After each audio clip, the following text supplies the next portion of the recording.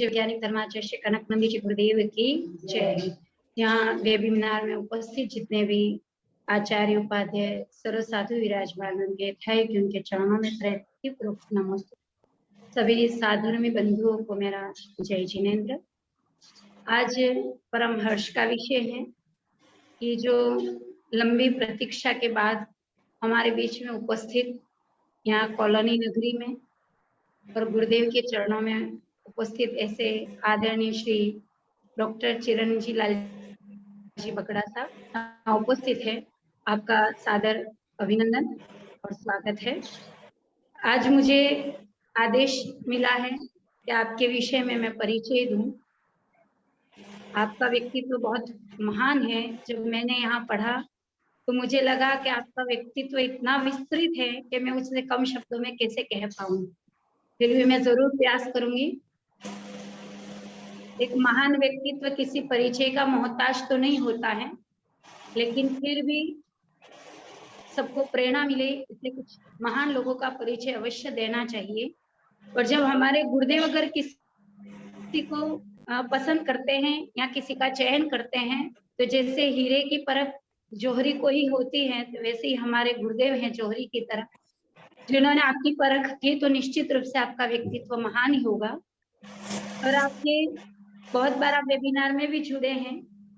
आपकी दिशाबोध पत्रिका के माध्यम से भी सभी परिचित हैं, क्योंकि गुरुदेव प्रत्येक लेख को यहाँ सबके बीच में पढ़वाते हैं। प्रत्येक व्यक्ति आता है उसको भी और उसके माध्यम से प्रेरणा मिले। और गुरुदेव अच्छे लोगों की प्रशंसा में कभी पीछे नहीं रहते हैं और हमेशा उनको देख करके हमें प्रेरणा मिलती है कि अच्छे लोगों की प्रशंसा कैसे की जाए, उनका आदर सम्मान कैसे किया जाए।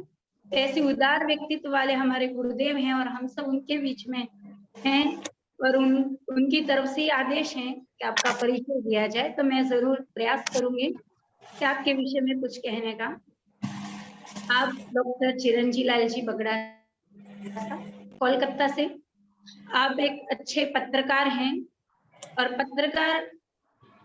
पत्रकार का कार्य होता है कि समाज में फैली बुराइयां हो या अच्छाइयां हो सबको मतलब बिना किसी पक्षपात के रखना। और कई प्रकार की समस्याएं भी आती हैं, लेकिन उसको सटीक रूप से रखना सबके सामने ये बहुत बड़ा साहस चाहिए।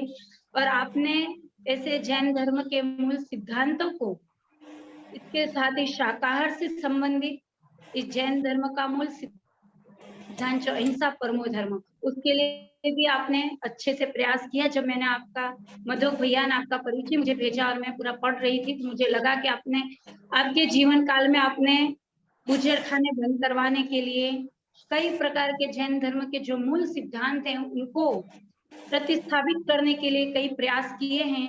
और आपने जीवन में कई प्रकार के कार्यभार, आप महामंत्री ट्रस्टी के रूप में भी कई जगह आप कार्य कर चुके हैं।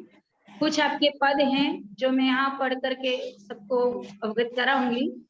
आप प्रकाशक संपादक रहे दिशाबोध पत्रिका के हैं। अभी आप हिंदी विचार मासिक पत्रिका जो पिछले 25 सालों से प्रकाशित होती है उसमें आप हमेशा आपके लेख आते हैं और उस बहुत अच्छे और जो जैन धर्म से संबंधित जो उसको सटीक रूप से रखना, अगर कोई गलत हो रहा है तो उसको पूरी क्रांति के साथ आप कलम की क्रांति से पूरे समाज में और धर्म में क्रांति लाने का प्रयास कर रहे हैं।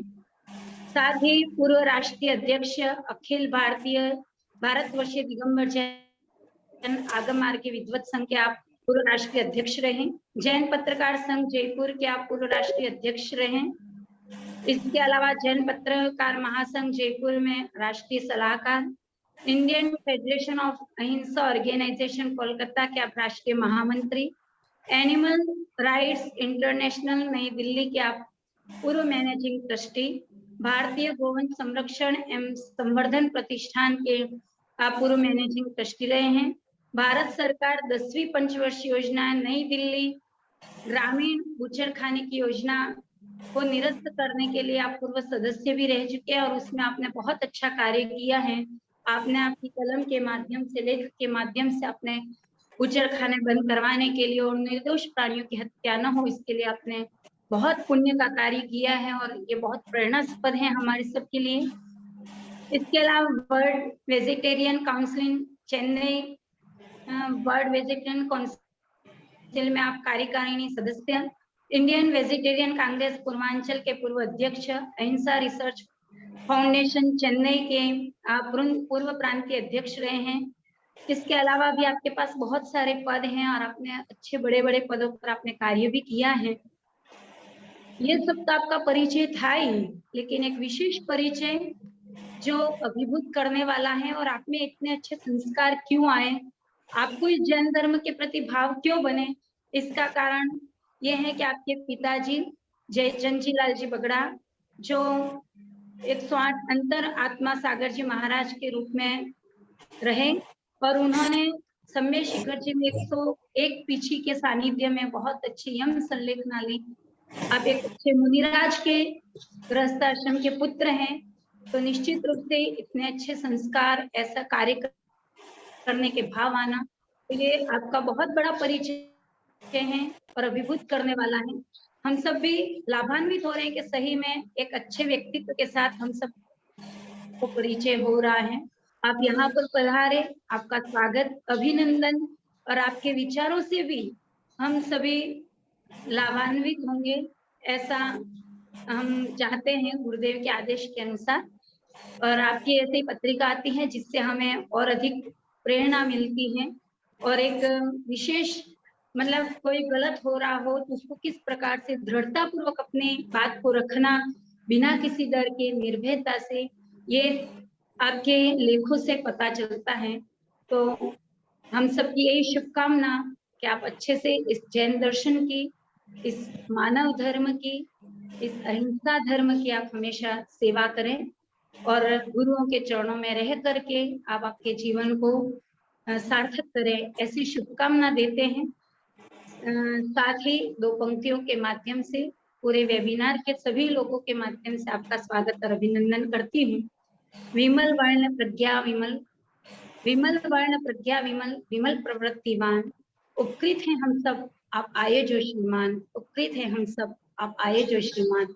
इन्हीं पंक्तियों के माध्यम से आपका पुनश्च स्वागत, अभिनंदन। साथ ही आप भी एक ग्रंथ का विमोचन भी करेंगे वेबिनार के माध्यम से, ऐसा यहाँ पर मैसेज आ रहा है। तो आगे के कार्यक्रम की सूचना आपको वर्ण क्रिया के माध्यम से मिलेगी। पुनश्च गुरुदेव के चरणों में त्रय भक्ति पूर्वक नमोस्तु नमोस्तु नमोस्तु गुरुदेव।